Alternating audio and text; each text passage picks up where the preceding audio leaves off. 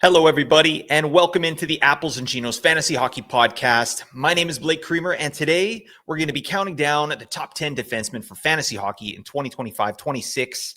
Whether you play points leagues or categories leagues, we got you covered with rankings, projections, and some surprises along the way. Let's get to biz.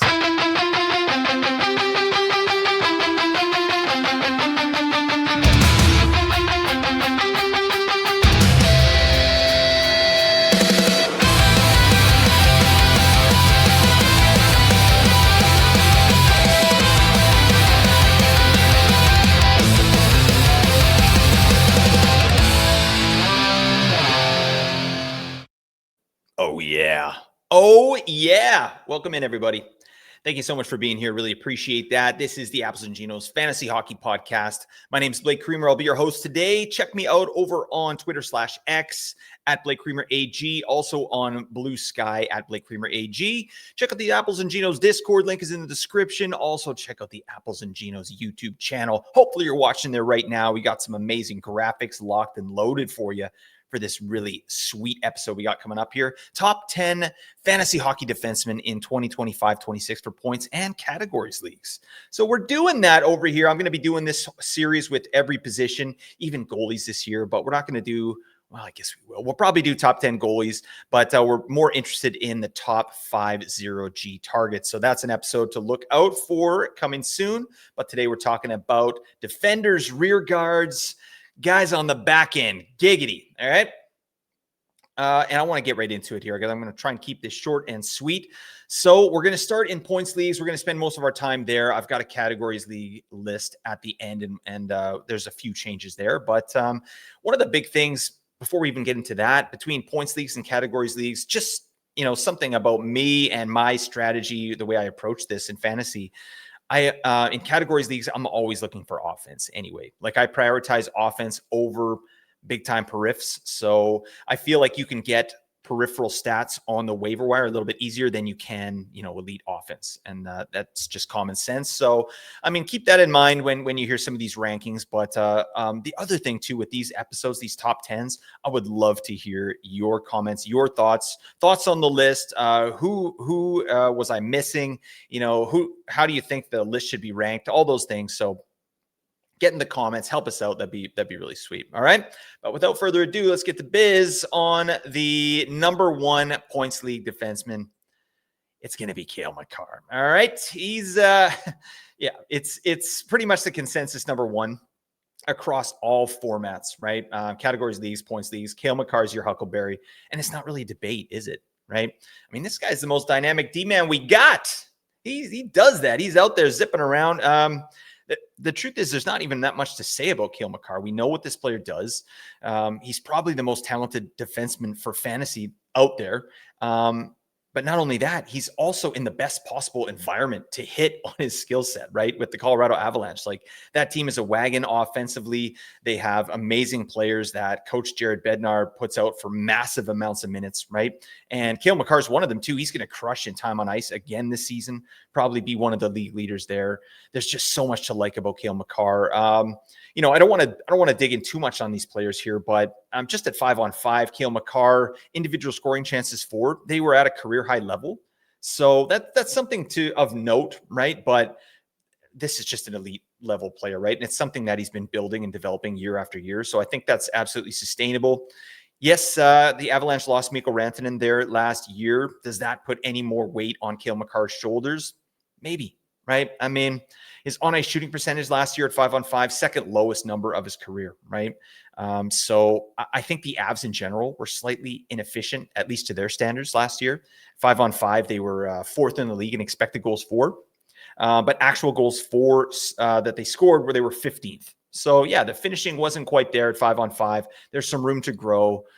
And remember, like they started out the year just getting rinsed every time Alexander Georgiev, when he was in net, it was just a gross outcome, right? And they were kind of on their heels to start the year there with some bad goaltending. So just a weird start. And then Rantanen got traded. The team normalized. So I feel like, going into this year with the full training camp, we know what to expect with the roster. I think they're going to be pretty damn good. Back to business here for the Avalanche. And I don't really think there's any reason to think that Makar can't do what he's been doing over these past few seasons. So expect greatness. Hope he doesn't get injured. I mean, where are we drafting him? Like, I've seen Makar go as high as 4 in some of these mock drafts that I'm doing.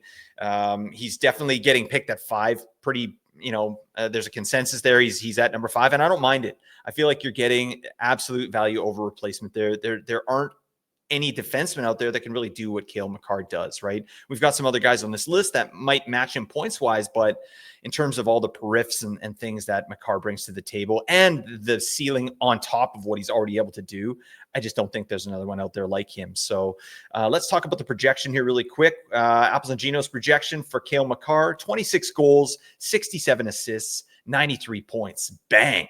Just here you go, 93 points, Cale Makar. And people hear that and they're just like, yeah, all right, that makes total sense, right? I mean, he's him, all right? He's that good. We got him for 257 shots, 50 hits, 137 blocks, 35 power play points, right? And there's some room to grow on those power play points as well if they really get cooking there in Colorado. So, yeah, Cale Makar, you're number 1. It shouldn't be a surprise to you. Let's move on to the next player here.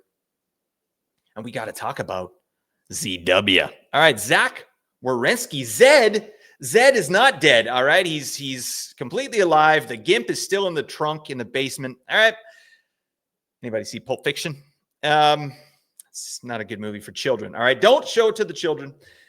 I watched it as a young man, and I don't know what my dad was doing letting me watch that, but that's fine. Let's talk about ZW here. Maybe having Zach Werenski over, some players later on down the list here might be a little bit controversial. Yes, Zach Werenski popped off last year. Big time efficiency. He also had a career high in shots on goal. He almost hit 300. Right? He had 298 shots last year. Zach Werenski, my God, what are you doing, my man? He chucks pucks with the best of them. All right, he does that. So, I mean, that's an elite level of shooting, not just for defensemen, but for a player in the NHL. So Zach Werenski brings that to the table where no other defenseman really do that. Zach Werenski did have a career high IPP as well. Columbus as a team, we've talked about this before, Nate and myself, they had the highest scoring team at 5-on-5 last season, which is not something I had on my bingo card, but it's just a special season for them. Obviously, they get a real coach in there in Dean Evison, and they're able to get the biz. And obviously a lot of players on the team really popped off. Very efficient year. So it's hard to project that they're going to do that again, but I mean, Zach Werenski in particular, like, I'm not that concerned, to be honest. To me, and Nate has said this before, and I absolutely agree, we've been touting this guy as a stud for a few seasons now. And now that he's finally hit, and we're just going to be like, nah, you can't do it again. I'm not ready to get off this train, all right? I think that, he had some career highs, but he was trending that way anyway. And, like I said, once they brought in Dean Evison here, it was just blast off time. The thing I love about Zach Werenski and Cale Makar as well, and a couple other defensemen on this list here, but Werenski in particular, he's the engine for the Blue Jackets, right? He creates from everywhere, all 3 zones, right? He can lead the rush, he can generate shots and chances on his own, or he can defer to his teammates, right? Who obviously had an amazing season as well. But Werenski to me is easily a top 5 option. We have him a little bit higher due to some of the peripheral stats, right? Like I talked about the shot production. ZW might not get as many points as a couple other guys on this list as well. He absolutely could. I think there's point per game potential here, but the real value with Werenski is the shot volume he produces. It's crazy, right? There are so many forwards in the league that don't reach 300 shots. Werenski last year, like I said, 298 shots. That was good enough for 3rd overall in the league in shots on goal, not amongst defensemen, in the league. I mean, that's insane. So, and he's also pretty much a lock for 20 goals from the back end. I just think, as with Cale Makar, the value over replacement is huge with Werenski. And honestly, other than Makar, there isn't anyone else who can do what Werenski does. I think that, he has a 65-point floor with upside, similar to what we saw last season.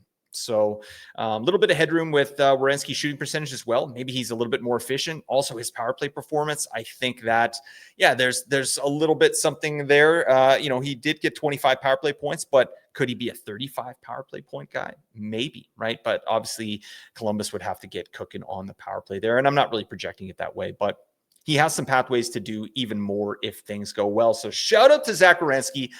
This guy hit, and he hit big last year, and I hope you're able to get a piece of him. Let's move on to our number 3 on the list. It's going to be Quinn Hughes. Yeah, and Quinn Hughes can easily be number 2 here. Maybe it's more of like a 2A, 2B situation, right? But honestly, I feel a little bit safer drafting Quinn Hughes as opposed to Zach Werenski, just because Quinn Hughes has a history of this kind of production, whereas Zach Werenski just had the one big season, right? And I've still ranked Werenski higher because I think there's the potential for fantasy is just a touch higher. But I mean, Hughes does it all as well. This guy's one thing about Quinn Hughes, I will say, like the peripheral stats, they're significantly worse, right, than Makar and Werenski, right? This guy's a dancing boy. He's old cow poke, no question. All right, he actively avoids hits. This season, we projected him for 25 hits, 71 blocks. So that's not great, right? But that's not what you're drafting Quinn Hughes for.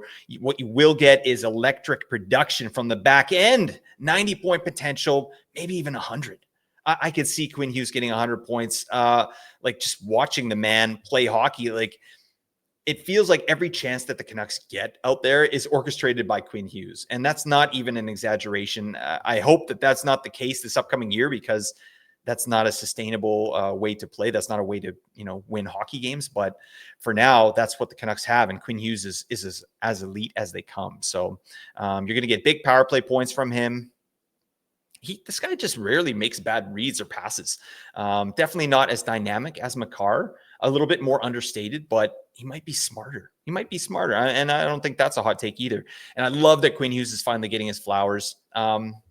I feel like Makar is he's a for sure first rounder, like I said, potentially as high as 4th, but I feel more comfortable with Werenski and Hughes early to mid 2nd round. I think locking up one of those studs is going to set you up really well moving forward, just so you can take advantage of all the value at the forward position later on in drafts. Let's talk about the projection for Quinn Hughes. 18 goals, 74 assists, 92 points. Bang! Get in my life, Quinn Hughes. All right. And then please, for the love of God, sign an extension with the Vancouver Canucks. All right. I can't take that kind of pain. All right. Or the other option is Canucks win the Stanley Cup this year, and then Quinn Hughes can do whatever the hell he wants. He can, move to Timbuktu and Jimmy Crack Corn. I don't care. All right. But we need a cup, or we need Hughes locked down. All right. That's what's happening. But yeah, sorry. And with this projection as well, 220 shots, 36 power play points, really nice. I feel like a safe projection for Quinn Hughes, 92 points, safe projection. He's that good. All right. So to me, those top 3 guys, Makar, Werenski, and Hughes, yeah, those are your upper echelon of players, with Makar being in a tier of his own. Hughes and Werenski are kind of interchangeable, I think, depending on how you want to build your roster. But love me some Quinn Hughes. Shout out to the man. All right, let's carry on. Looking at our number 4 player here, it's Rasmus Dahlin of the Buffalo Sabres. Yeah. Lots to love about Rasmus Dahlin for sure. He's another minute muncher, right? Big time minutes, big time shot monster from the back end as well. And I'm going to say this saying, I wrote it down, but I'm just going to say it because I like saying it. There's a lot of meat left on the bone. All right. With Rasmus Dahlin. And what I mean by that is a power play performance for sure for him. I think Buffalo in general, like what they were able to do or not able to do on the power play last year was shocking, considering their roster, right? The Sabres were 21st in the league in expected goals for on the power play. Not good. And then they were 23rd in power play percentage, right? Terrible. It's like, you got Tage out here, all right? And you got Dahlin, just lots of pieces. They had Peterka as well. So I'm not sure exactly what happened there with the power play. Dahlin himself had only 21 power play points, but this is a guy that should be getting 30 power play points on the regular, right? That's my thought. We didn't project it that way here this year for Dahlin just because of sort of the uncertainty there in Buffalo. I think that, Lindy Ruff has a pretty short leash. If the Sabres get out to a poor start, he could probably be looking for a job here pretty quick. And then, all the variance that comes with getting a new coach in there. So that's really my only little hesitation there with Rasmus Dahlin. But The other thing too with him, the periffs randomly fell off last season as well. I think they're going to bounce back. But last year he had 98 hits and 98 blocks, where the year previous he was close to 200 hits and over 150 blocks. So I expect those to come back to some degree, maybe not to the level they were the year previous, but in the middle somewhere. It doesn't make sense that they fell off as bad as they did. I think that Dahlin is a very safe pick with some upside as well. I've talked about Tage a little bit this offseason. I think he's going to be a monster coming up here this upcoming campaign. We got Josh Norris, who I think is a really nice sleeper pick. We'll be talking about him, I'm sure, moving forward. He's going to be healthy. We got Alex Tuck. He's rock solid. This team is decent, right? Better than they've shown, I think. And I'm not saying playoffs for the Sabres. I'm not saying that, but better than they've shown. And for fantasy anyway, I think a lot of guys on this team can really improve on the numbers they had last year. So on Yahoo, Rasmus Dahlin is ADP is 32. He's going in the third round there. That's inconceivable.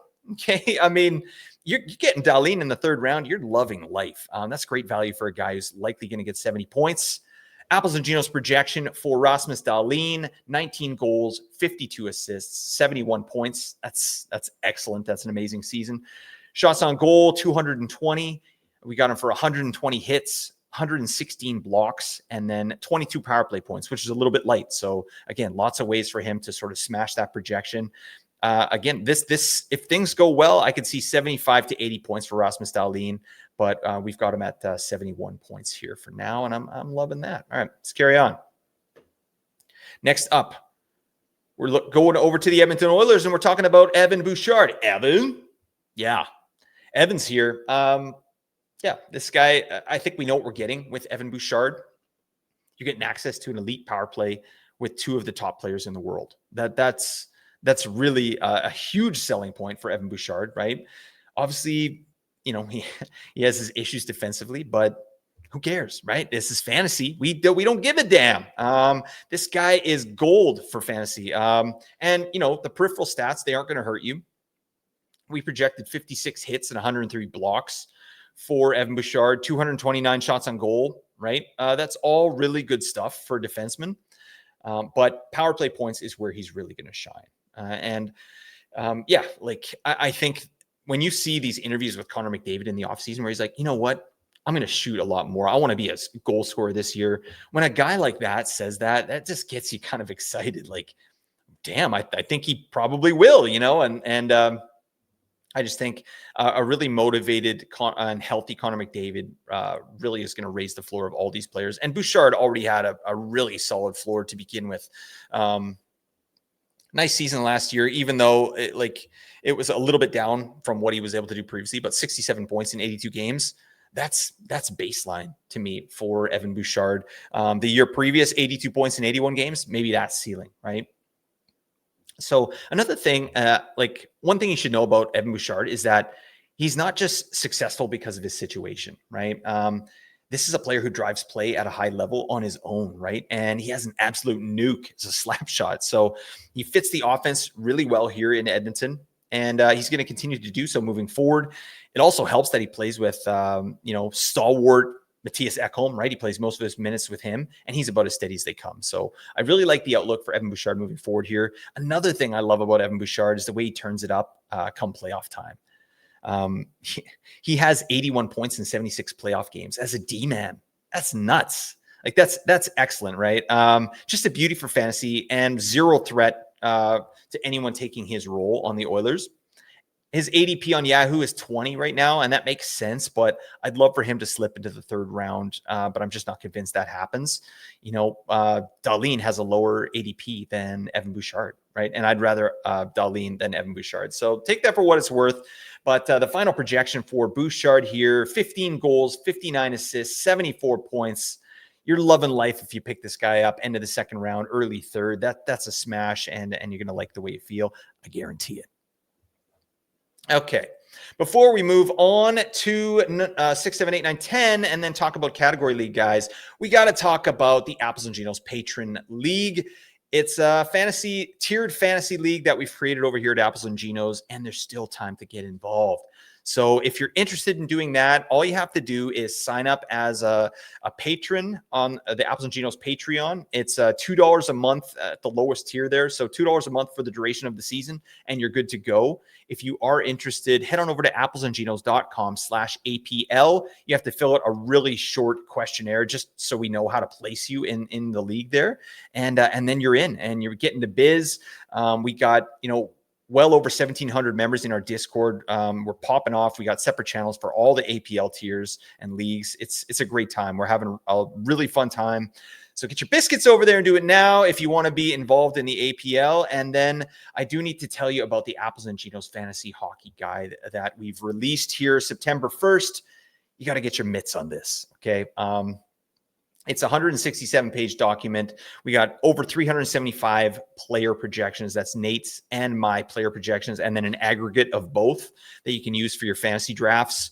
We did all 32 NHL teams, team previews. We got sleepers articles. We've got a betting article. And Nate wrote a really, just a really unique article, how to outdraft the smartest players in your league. So that's must-read material, and you only get it if you head on over to patreon.com/applesginos. It's $10.99 Canadian, I think. So yeah, if you're American, right, it's just a nickel, right? You get into your change store, you throw it over here.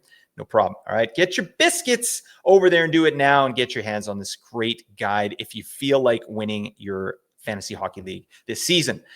Thank you for that. All right, let's move on. We got to talk about number 6 now. I want to keep on rolling here. It's Victor Hedman. See you at the party, Victor. Yeah, I will see you at the party. Victor Hedman's been partying for years now.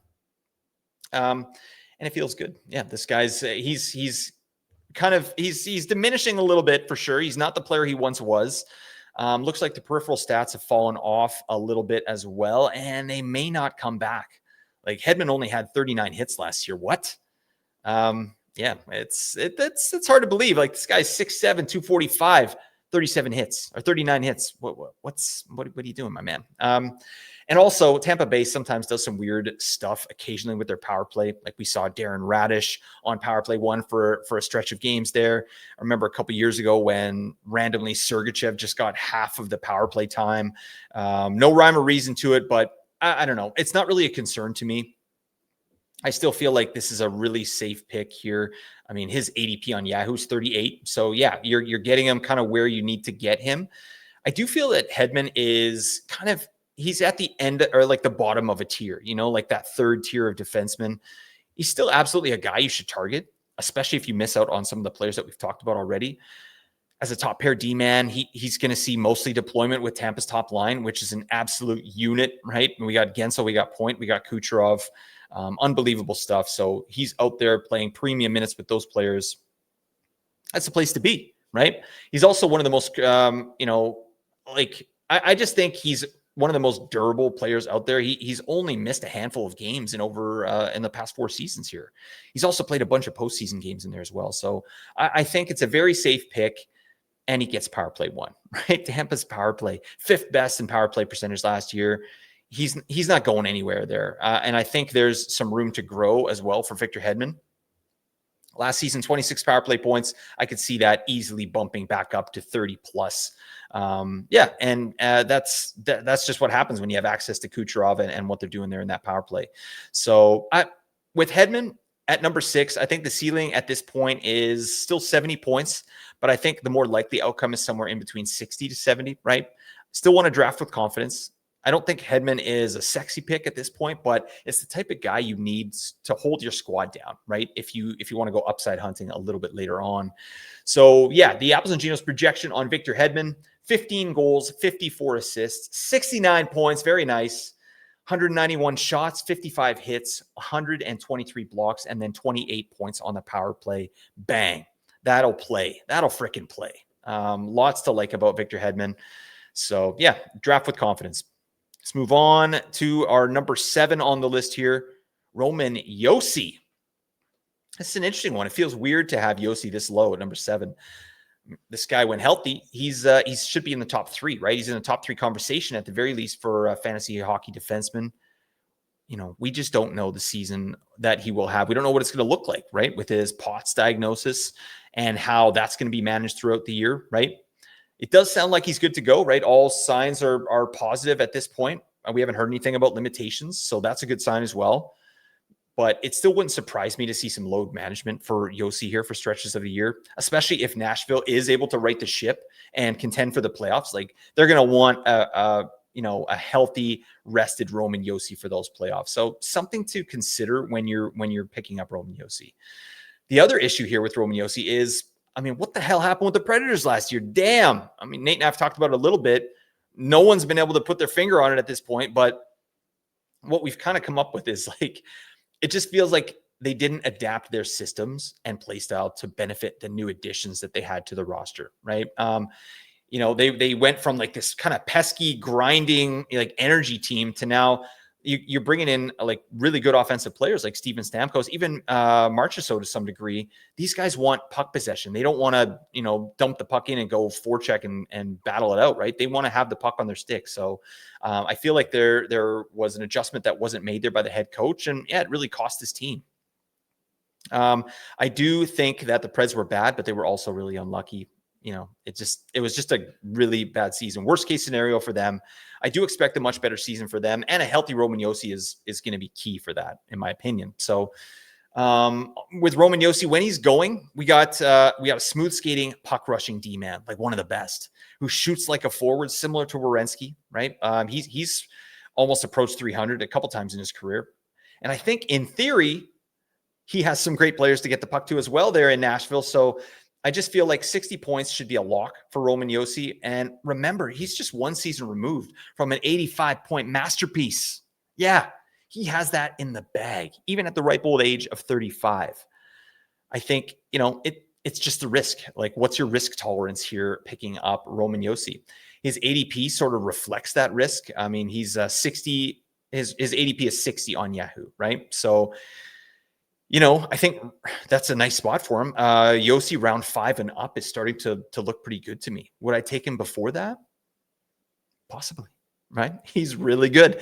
Roman Yossi is really good. Obviously, like, the closer we get to the season and the reports we get, that's why I like drafting as close to the season as possible, because you get the best player information that you can possibly get.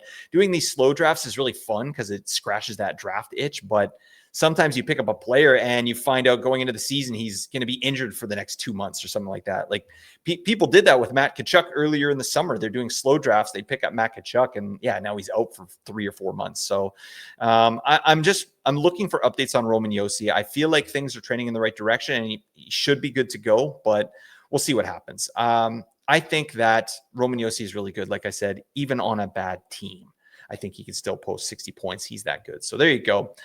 Let's move over to number 8 on the list, Josh Morrissey of the Winnipeg Jets. These next 3 players here, 8, 9, 10, I think they're kind of a mix and match. Nate and I landed on Morrissey at the number 8 spot. He's just an extremely consistent player who plays the right way. He's usually the first man back. He's grabbing defensive zone retrievals. He's evading forecheck pressures. He's really good at that, right? And he gets big minutes because of it. The coach really trusts Josh Morrissey in all 3 zones. And then you add to that, he's really good offensively too, right? He's a double-digit goal threat from year to year. And he last season, he quarterbacked the league's best power play with the Winnipeg Jets. So, that said, he didn't hit the way that someone would have hoped he would, at least on the power play, like with only 22 power play points. But I do think there's some room to grow there. He's had 28 power play points in the past. He did have a great power play percentage share. So he was getting power play 1 deployment. I think, it was interesting. I dug in a little bit, and his actual power play time on ice was down almost 30 seconds from the year previous. And that's likely due to the fact that Winnipeg has had the 5th least power play time on ice of any team in the league. That's an interesting stat. It's something that I look at occasionally, when I was doing my projections, and, you're wanting to give someone the number 1 power play treatment. You instantly go like, okay, well, they'll play 3 minutes on the power play. But I mean, Josh Morrissey had a 68% power play share, and he only played 2 minutes and 52 seconds. So that tells me that the Jets weren't getting as many power plays as other teams like Ottawa, let's say, who usually leads the league in power play time on ice. So I think that's just a little blip. I do think that that'll regress back to the mean, the Jets power play time on ice, and the points will come back with it, and we'll probably see an increase there. Again, Josh Morrissey, another safe pick. And I think one of the last upper echelon defenders that you can draft. So hopefully by this point, you've been able to secure at least one of these guys. A&G projection on Josh Morrissey, 14 goals, 51 assists, 65 points, 186 shots on goal, 68 hits, 107 blocks, and 23 points on the power play. As I mentioned, I think that number can go way up, and we can maybe get Josh Morrissey around 70 points again here. All right, number 9, Adam Fox of the New York Rangers. I actually like Adam Fox better than Morrissey this season, and I'm probably the outlier there.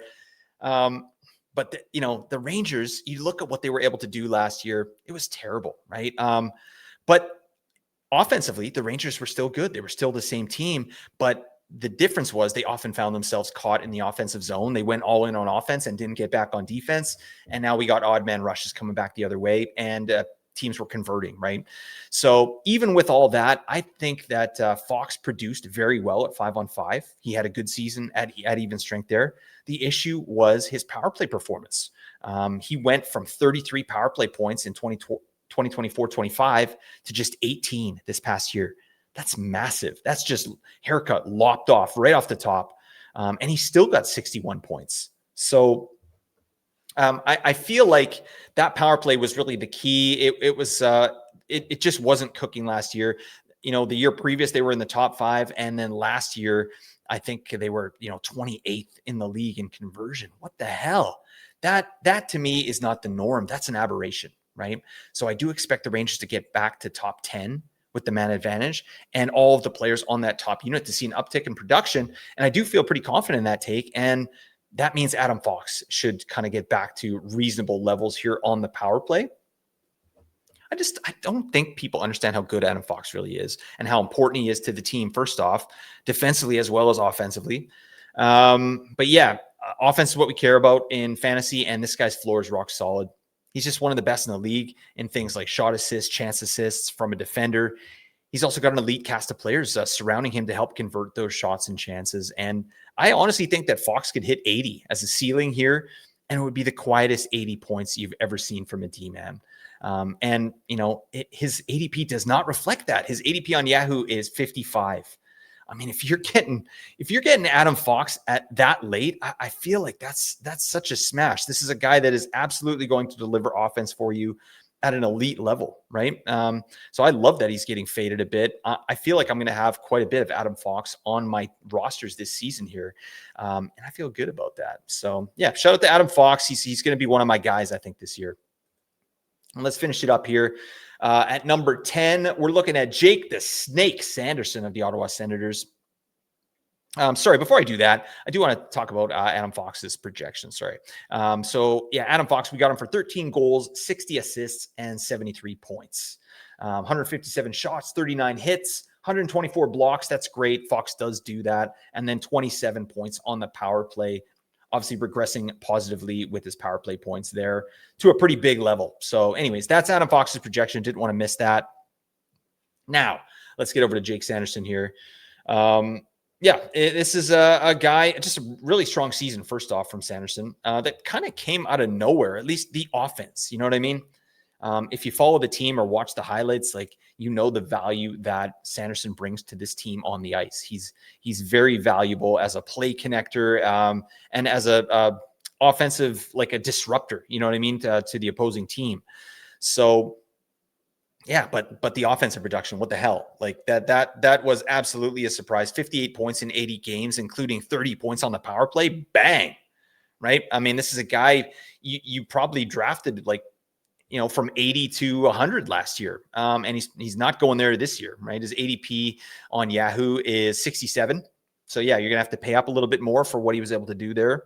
But I don't know. This Jake Sanderson was not a guy that was known for his scoring prowess on his way to the NHL, right? He's a great player, but yeah, the points are a little bit of a surprise, and he really found his legs here with the Senators. And most of that was on the power play, like I said. Big power play numbers, 30 power play points. That's huge after just 14 the year previous. So that's a big jump. I do think the role in the power play is pretty secure, but it did take a lot of big jumps in a lot of metrics for him to get there, right? On the power play. So his IPP shot up. So he was involved in a lot more plays there. On ice shooting percentage went bananas. Yeah, it was really high. So his teammates were converting at a high rate as well. And I'm not saying that this isn't the player that Jake Sanderson is, but I do think there should be a little bit of caution here, especially with Thomas Chabot still in town, who's a pretty good offensive D-man himself. You know, I'm not saying he's going to take that position away from Jake Sanderson, but the potential's there, right? Especially if Sanderson isn't able to immediately, recreate his magic with the man advantage there. That said, too, Sanderson is giving us excellent shot numbers, excellent block numbers to go with those power play points, and he's probably going to get double-digit goals as well. So that's why he's on this list, right? This is yet another D-man who's going to chug minutes out there. So the floor should be solid, but I'm not expecting him to pop the way that he did last season. And I hope to be wrong about that because this is an exciting young player. I just think where he's being drafted seems okay, but it feels a little bit like chasing performances to me, and I don't like to do that. So I think I'd rather look for some upside in players like Thomas Harley or Luke Hughes, something along those lines a little bit later on. Last thing on Sanderson here, he's still a valuable player. I'm kind of seeing him more like a Miro Heiskanen or even like a Brock Faber when he had his bigger season, as opposed to like this offensive power play performer that he showed last year. Amazing player in real life, might not be the best fantasy option. At the very least, let's see him do it again, right? I'd love to be wrong on this because, yeah, he's a young guy and he's just so important to his team at this young part of his career. It's really neat to see. But yeah, that is our top 10 list for points. We do have to talk about a couple players that didn't make the points list, but they do make the beefer list. All right. These guys are nuts. So I'm going to go through our whole category list here in a second, but I do want to just spend a little bit of time talking about Mo Seider and Mackenzie Weegar and why they are players that jump up in value in category leagues. It's common sense, but we'll go through it. First, we'll talk about Mo Seider here. The Apples and Ginos projection for him, 49 points. Pretty darn nice. But we got him for 216 hits and 193 blocks. Bang. That's really what we're looking at there with Mo Seider. The other thing I really like about Seider is that his power play role seems a lot more secure now than it ever has, right? I feel like they're absolutely comfortable running him out there for power play one. There's no Eric Gustafsson. There's no Shane Gostisbehere that are going to jump in and take these minutes, right? I mean, Eric Gustafsson is there, but they didn't give him the minutes last year. They gave it fully to Seider. So I feel really good about this projection. I think this is a guy that can get, over 20 power play points the way he did last season. And I've got him ranked higher than Mackenzie Weegar, and I'll give you the official list here in a second. But the reason we have Weegar ranked just underneath Mo Seider here, we've got him projected for 47 points, 210 hits, and 191 blocks. So similar periffs there. Just an absolute beefer, just an absolute beef wagon. He's a wagon full of beef. It's my thing with Weegar is he got his great point total last year with some power play performance, right? Some power play numbers. And I'm not sure with Zane Parekh here in town that Mackenzie Weegar is actually going to be a lock on power play one. Like he had 21 power play points last year. And that might not be as secure here with Parekh in town. So that's the only reason he's a little bit lower than Mo Seider. But Weegar is probably the only player in the league, defenseman in the league, or player, that's going to get 200 shots or has the potential to get 200 shots, 200 hits, and 200 blocks. That's crazy. That is a fantasy stud. That's just an absolute beast. So both these players need to be on your fantasy squads for category leagues. No question about it. But I just wanted to touch base on these two players here really quick. And let's go through the whole list here one more time. I will talk about my points league list very quickly. Number 1, Makar. 2, Werenski. Number 3, Quinn Hughes. 4, Rasmus Dahlin. 5, Evan Bouchard. At 6, we've got Hedman. 7, Roman Josi. 8, Josh Morrissey. 9, Adam Fox. And 10, Jake Sanderson. Now let's head on over to our categories league list. There's a couple little changes in there. Cale Makar still the clear number 1. Zach Werenski number 2. Makes sense because of the shots and, the decent periffs as well. Rasmus Dahlin and Quinn Hughes switch spots here in our category league list. So we got Dahlin coming in at 3, obviously due to the insane peripherals that he brings to the table, where Quinn Hughes, he doesn't do that, right? You're getting elite offensive numbers and power play numbers, but Dahlin does that to an extent as well, right? So I think in category leagues, Quinn Hughes does take a little bit of a hit. It stinks. I hate to say it, but yeah, it makes sense. At number 5, we have Evan Bouchard as well. So he maintains his role. Number 6 is where we start getting our beefers here. Mo Sider comes in at number 6. I think, this is a priority for you in your category leagues. Mackenzie Weegar at number 7 makes a lot of sense. We've got Hedman at 8. Again, just for the solid floor that he brings, the offense. Again, periffs are taking a little bit of a hit with Hedman, but that's why he's kind of falling down to 8 here in category leagues. Number 9, we've got Roman Josi. It's just, we can't have him not on this list, right? Again, treating Roman Josi like he's coming into this season healthy, I think, you absolutely, he'll probably go higher in category leagues or finish higher in category leagues if he is healthy, right? But for now, we've got him ranked number 9. And then Jake Sanderson is bringing up the caboose in our category leagues top 10 defenseman list. But that's it, folks. That's it. I wanted to try and keep this to be kind of a shorter episode, short for me anyway. I'm approaching 41 minutes now. I was going to try and do this in 30, but you see the result. But anyways, if you like this content, please give us a like, rate, review, subscribe, comment on the YouTube. That really helps us out. And also, we like gabbing with you, so get in here. I love having these conversations. These lists are, we treated the points league like APL scoring, which, has some weight, like decent weighting for blocks, has some power play points as well. So, but let me know what you think about these lists. Where are you drafting these players? How are you ranking them, right? Is there anyone I missed that you think should be on these lists? Hit me up in the comments. I'd love to hear it. Also, please join the Discord community here. Link is in the description. You can talk to me. You can talk to Nate. And like I said, 1,700 fantasy hockey managers getting the biz. Apples and Ginos Patreon, do that as well, please, especially if you want to be in the APL. But that's it, folks. Hope that helped you get a little bit better at fantasy hockey today. All of the advanced statistics that you heard, natural stat trick, all 3 zones, advancedhockeystats.com. That's what we're using. So shout out to those people. Many thanks to my brother, Matt Creamer, for making the music here. Really appreciate that, my guy. But until next time, celebrate your day. Bye for now.